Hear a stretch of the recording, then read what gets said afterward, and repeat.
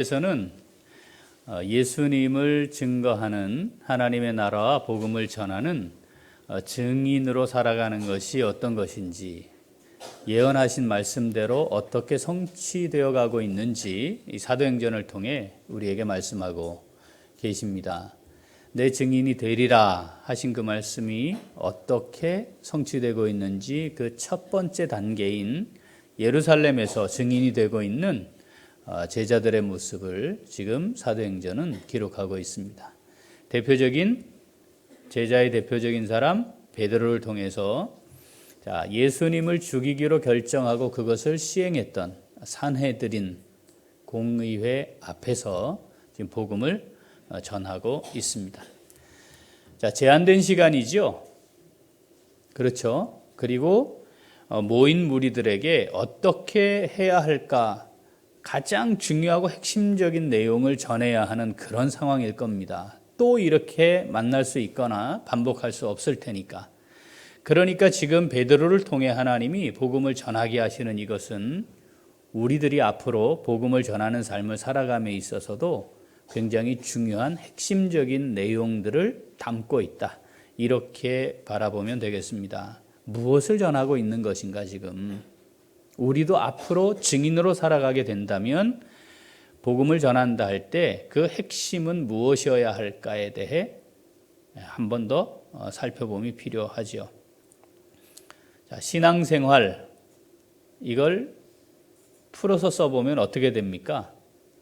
신앙생활, 신앙, 믿고 따르는 것이고, 생활, 믿고 따르는 것을 삶 속에서 어떻게 하고 있는가, 이게 신앙생활일 겁니다. 내가 무엇을 믿고 있는가에 따라, 그렇죠? 생활, 삶 속의 모습으로 드러나겠지요. 그러니까 나의 신앙 생활이 어떤가를 보면 내가 뭘 신앙하고 있는가, 뭘 믿고 있는 건가 라고 하는 것이 확인되겠습니다.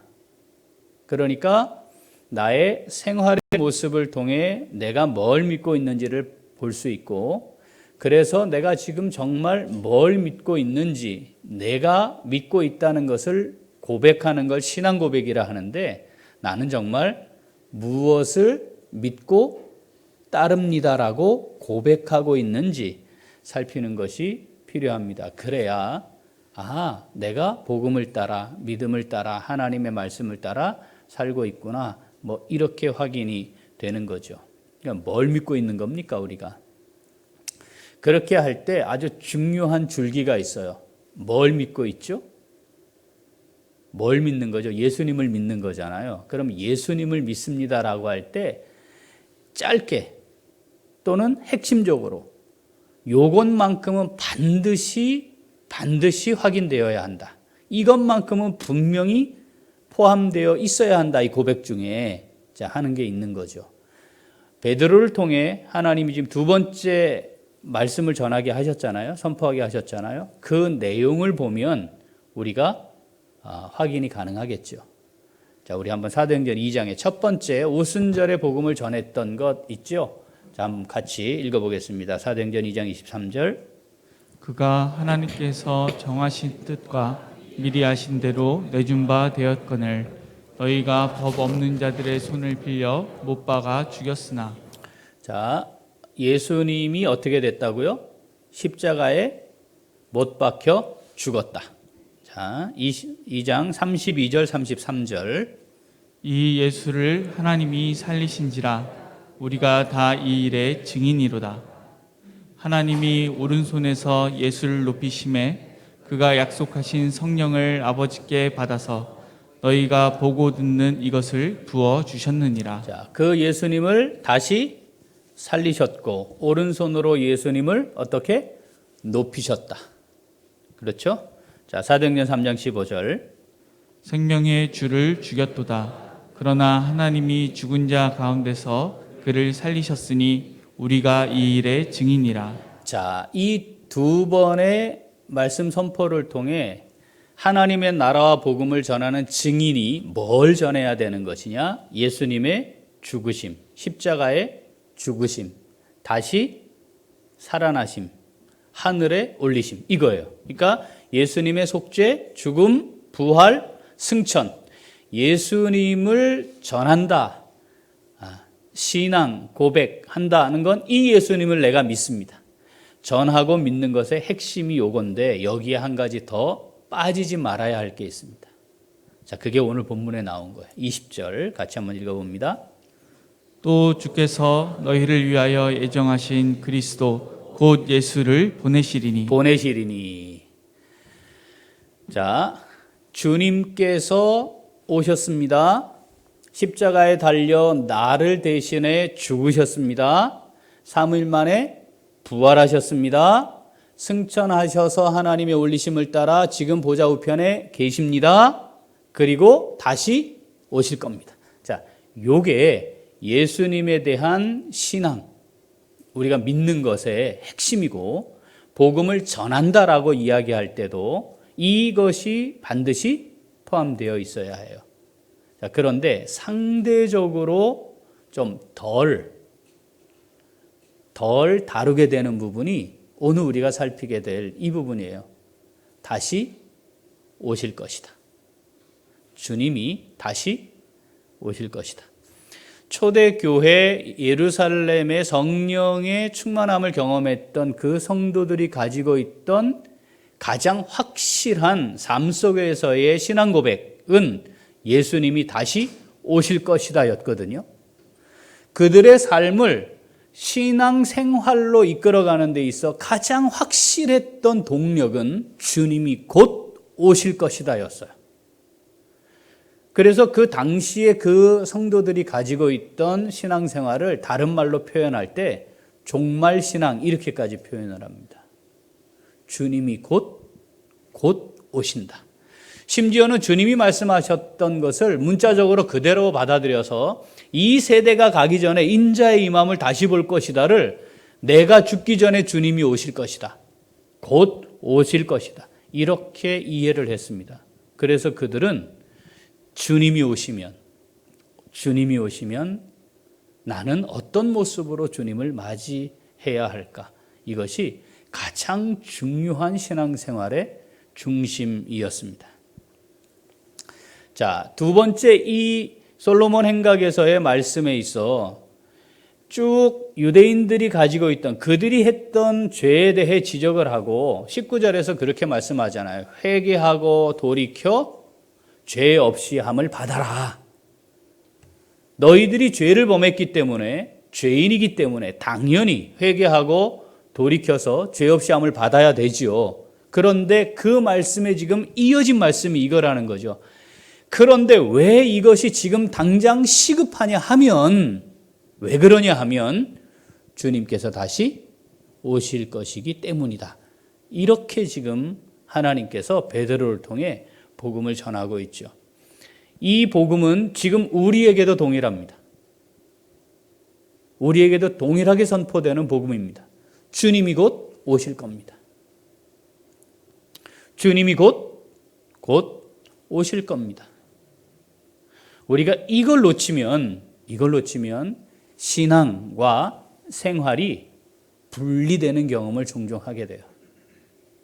내가 믿고 따른다고 말은 하지만 정말 삶의 자리에서는 우리가 지금 고백하고 있는 주님이 실제 현실 삶의 자리에서 내 삶을 주관하고 이끄시는 분됨을 놓치게 되는 경우들이 있는 거죠. 자, 주님 다시 오실 겁니다. 자, 문제는 언제이냐 하는 거죠. 언제냐. 자, 21절에 그 언제냐가 나와 있어요. 자, 21절 같이 읽습니다. 하나님이 영원 전부터 거룩한 선자들의 입을 통하여 말씀하신 바 만물을 회복하실 때까지는 하늘이 마땅히 그를 받아두리라. 아멘. 자, 만물을 회복할 때까지 하늘이 예수님을 받아둘 것이다. 즉 하나님 보좌 우편에 계실 것이래요. 자, 때라는 말이 등장해요. 만물을 회복하실 때예요. 만물을 회복하신다라는 말이 정확히 뭔지 그대로 우리가 이해를 하기는 어렵습니다. 중요한 것은 때가 있다는 겁니다. 어떤 때예요? 정하신 때가 있습니다.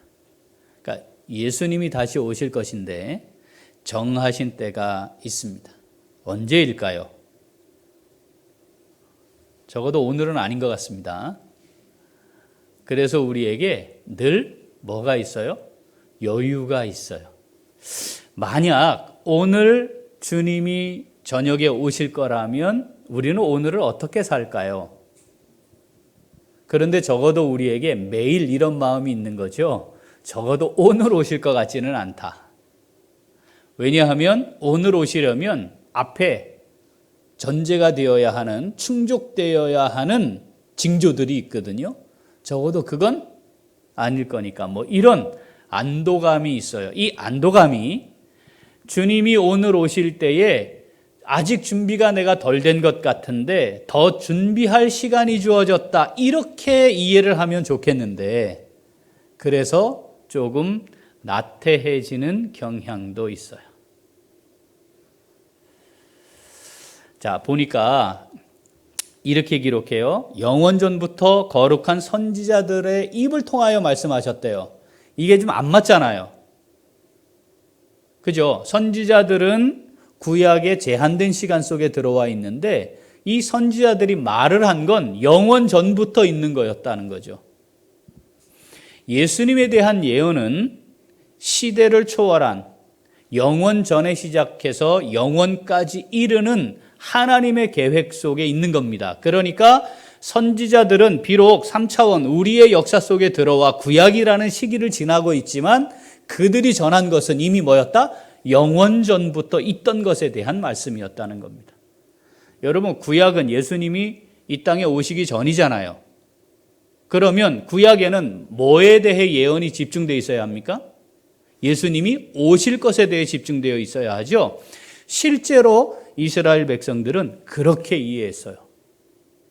그런데 메시아에 오실 것도 잘 몰랐잖아요. 그것도 놓쳐서 예수님이 오셨지만 예수님을 메시아로 받아들이지 못했어요. 말씀을 그대로 성취해 오셨음에도 불구하고 십자가에 못 박아 죽여놓고 지금도 메시아를 기다리고 있잖아요. 자, 그렇다면 예수님이 다시 오실 것, 승천하신 이후에 다시 오실 것에 대한 예언은 어디에 많아야 정상입니까? 예수님 승천하신 이후에 있어야 정상적이잖아요. 그런데 성경이 그렇게 기록되어 있지 않다는 거예요. 영원 전부터 하나님의 계획을 따라 선지자들이 거룩한 하나님의 말씀을 선포할 때 그 시간의 흐름을 초월해 있어요. 그래서 우리 주보에도 있지만 구약 성경에 예수님이 이 땅에 메시아로 오실 것에 대해서는 300회 정도밖에 없고 재림, 다시 오실 것에 대해서는 1527회가 있어요. 아직 오시지도 않았는데 선지자들에 의해 예수님의 재림에 대한 예언이 이 땅에 메시아로 오실 예수님에 대한 예언의 5배, 약 5배가량이나 있어요. 이것을 지금 21절이 선언하고 있는 겁니다.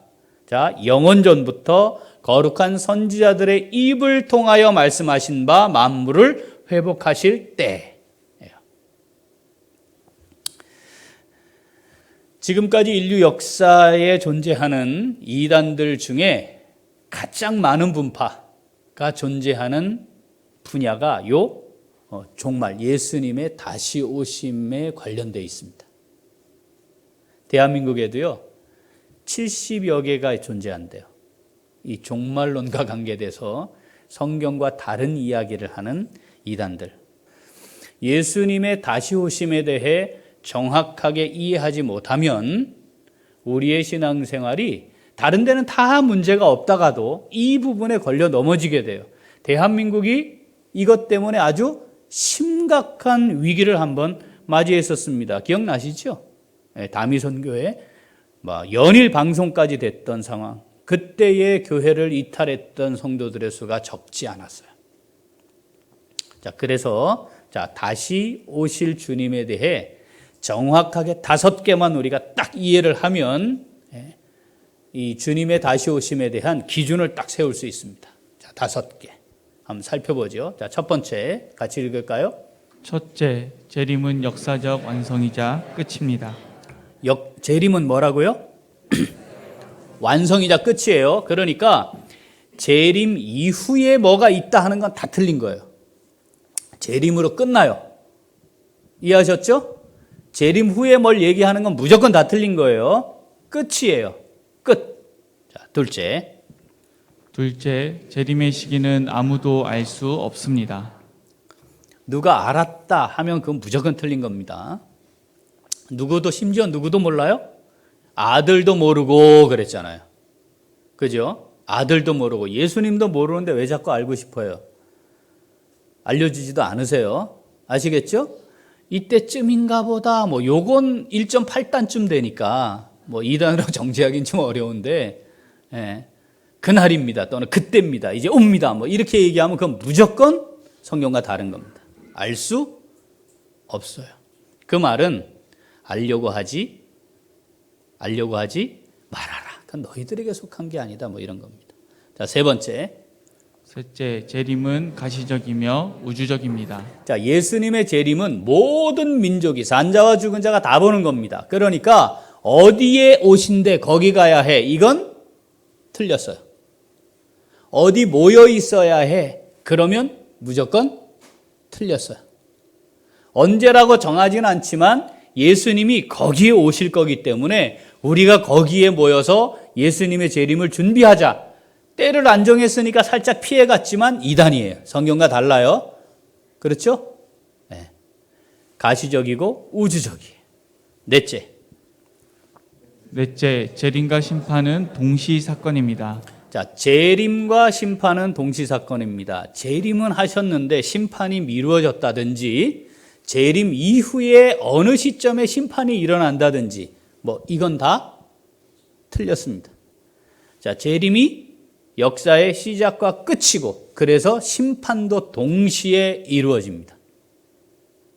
이해하셨죠? 자, 마지막 다섯째, 재림과 동일한 것이 개인적 죽음입니다. 자, 문제는 역사적 재림은 분명히 오늘 아닐 수 있어요. 그죠? 역사적 재림은 오늘이 아닐 수 있어요. 그런데 이 역사적 재림이 오늘입니다라고 해도 틀리지 않는 게 있어요. 그게 뭐냐면 오늘 우리가 종말을 맞이할 수 있기 때문에. 주님이 재림하시는 것과 내가 주님께로 가는 것이 효과는 똑같습니다. 그러니까 오늘 내가 주님의 재림을 볼 것입니다. 주님이 역사적으로 재림하지 않으셔도 내게 재림하신다니까요. 내가 주님께 가면 주님이 재림하시는 것과 똑같기 때문에 그렇습니다. 자, 그래서 우리의 신앙 고백, 그 신앙 고백에 따르는 신앙생활에 매우 중요한 게 이거예요. 내가 오늘 주님의 재림을 맞이할 것입니다. 그래서 우리의 신앙생활, 우리의 믿음은 종말론적이어야 합니다. 자, 주님 다시 오십니다. 네, 주님 다시 오십니다. 언제 오세요? 몰라요. 그런데 언제 오세요? 오늘 오실 수 있어요. 오늘 오실 수 있어요. 오늘. 따라서 우리는 오늘 주님을 맞이할 준비를 하고 살아야 합니다.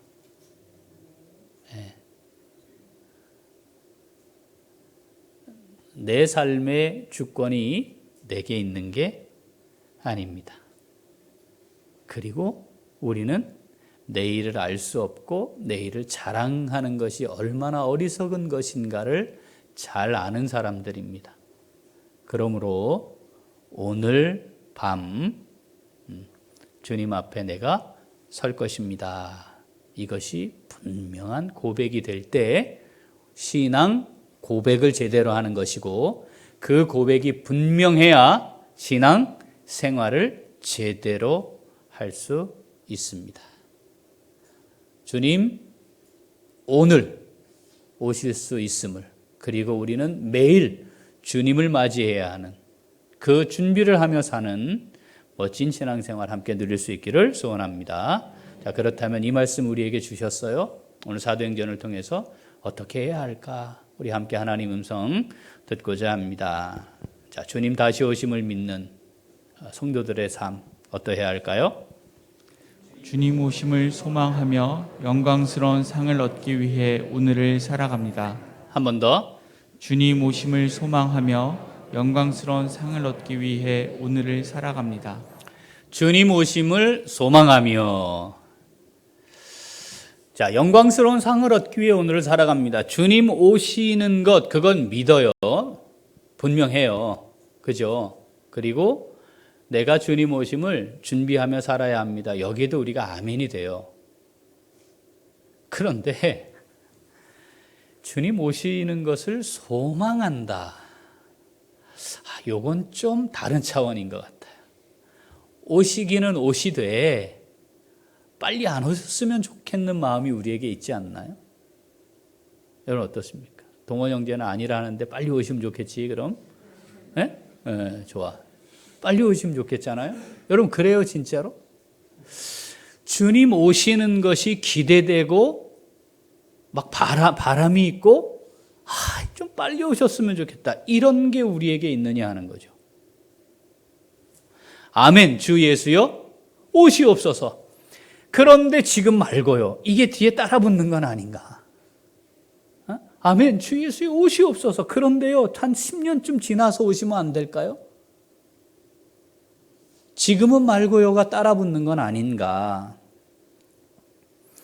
주님의 오심을 소망한다는 말은 내가 분명하게 청지기로 살고 있습니다라고 하는 고백과 같은 것이라 볼 수 있습니다.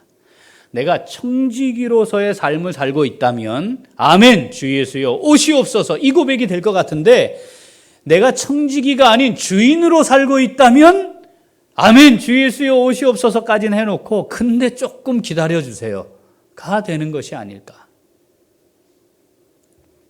믿음으로 살아가는 삶이 여러분 행복하지요. 은혜가 넘치는 삶입니다. 분명히. 그런데 우리가 말하고 있는 그 행복하고 은혜가 넘치는 삶이 세상이 말하고 이야기하고 세상이 우리에게 제시하는 행복하고 그런 건 아닙니다. 그게 만약에 같다면 우리가 빨리 멈춰야 돼요. 그리고 좌표를 다시 찍어야 돼요. 내가 정말 어디를 향해 가고 있는가?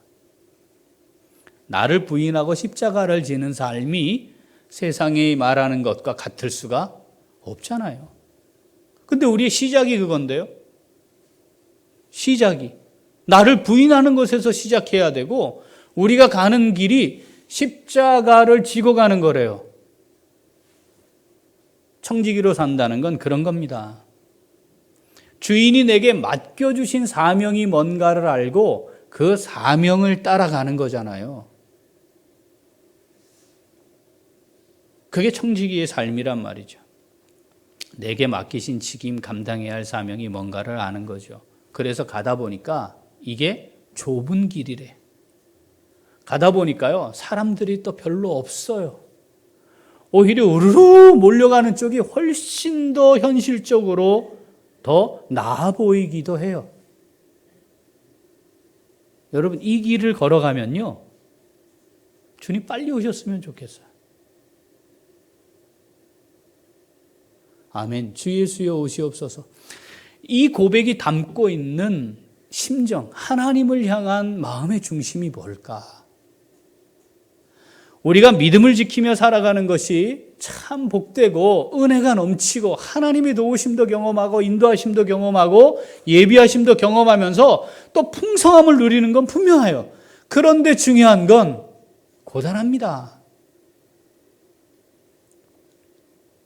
우리가 다 감당할 수 없어서 우리의 능력으로 할 수 없기 때문에 하나님의 능력을 힘입지 않으면 이게 또 안 되거든요. 그런데 그 걸어가는 길이 주님 가신 길이었단 말이죠. 인류의 구원을 위해 하나님 되심을 내려놓고 이 땅에 오셨고 당당하게 하나님으로서 그 사역을 하셨지만 마지막 십자가 앞에서 하나님 앞에 드렸던 주님의 기도는 아버지여 할만하시거든 이 잔을 내게서 옮겨주시옵소서였다니까요. 그렇다면 그 주님을 따라가는 보잘것없는 우리는 이 기도를 얼마나 많이 드려야 할까요? 얼마나 자주 이 고백을 해야 할까요? 아버지, 정말 할 수만 있으면 이걸 좀 제게서 옮겨주시면 안 되겠습니까? 여러분, 이게 우리가 가고 있는 신앙생활의 길이거든요. 아멘. 주 예수여 오시옵소서. 이게 이 세상이 싫고 이 세상이 나빠서 또는 너무 힘들기 때문에 빨리 벗어나 도피하자는 게 아니잖아요. 그 길을 걸어가고 있는 나의 삶의 걸음이 때로는 내가 너무 연약하기 때문에 내가 정말 어떻게 해야 할까? 그리고 때로는 내 힘으로 감당할 수 없는 걸 너무 깊이 처절하게 느끼다 보니까 하나님이 공급하시는 힘으로 감당하긴 하지만 주님, 이제 오시면 안 되겠습니까? 이 고백이 드려지는 거죠. 주님 오심을 소망하십니까? 여러분, 소망하셔야 합니다. 소망하셔야 합니다. 그건 내가 정말 청지기로 이 땅의 걸음을 옮기고 있다는 고백입니다. 그런데 이게 이 세상을 은둔하고 도피하는, 현실 도피하는 이런 사람들과 다른 게 있어요. 그 핵심이 뭐냐면 상을 기대하고 있기 때문입니다. 이 세상 사람들은요, 세상을 버리고 난 이 세상에 있고 싶지 않다, 이런 거죠. 여기까지는 비슷할 수 있는데 확연히 다른 겁니다. 뭐가 다르냐면 이제 내게 예비되어 있는 하나님께서 약속하신 그 상을 내가 바라보고 있기 때문이에요. 여러분 보고 계시나요? 여러분, 하나님께서 나를 위해 예비해 놓으실 그 상, 예비해 놓으신 그 상, 내가 누리게 될 그 상 보고 계시나요? 아이고, 또 아니 우리가 받은 은혜가 얼마나 크고 놀라운데 아니 뭐 상 받으려고 신앙생활 합니까? 이 말이 틀리진 않습니다. 그런데 상 받을 걸 기대하는 과정을 거치지 않고 전적으로 은혜에 감사해서 헌신하는 삶은 오지 않습니다. 그걸 건너뛰고 그런 삶을 사는 거 불가능합니다. 없어요. 되질 않아요. 그것이 있고 그것이 분명한 다음 단계가 내가 상 받으려고가 아니고요.